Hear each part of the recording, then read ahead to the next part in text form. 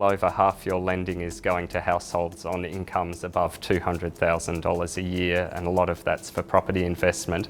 Does that signal the end of the dream of home ownership for middle income Australia? I don't think so, and I think it's really important that it doesn't. There's no question over the last few years there hasn't been enough supply to keep pace with the increasing population. You saw a rapid increase in terms of the interest rate, which of course reduces borrowing capacity. I think it has made it harder, particularly for first home buyers, to gain access to the market, sometimes to save for the deposit, but also to be able to afford the upfront purchase price. And so I think as rates come down, as there continues to be a lot of focus on adding supply into the market and affordable supply, hopefully that the dream, and I think the important aspect of what we've been able to provide for future generations and to be able to own your own home is kept intact. How much of a role, though, have the major banks in particular played in pushing up house prices with increased lending? Well, I think the research that I've seen would indicate very little. I think one of the challenges for financial institutions is we're basically testing what we would call serviceability, or whether ability for a customer to repay their loan.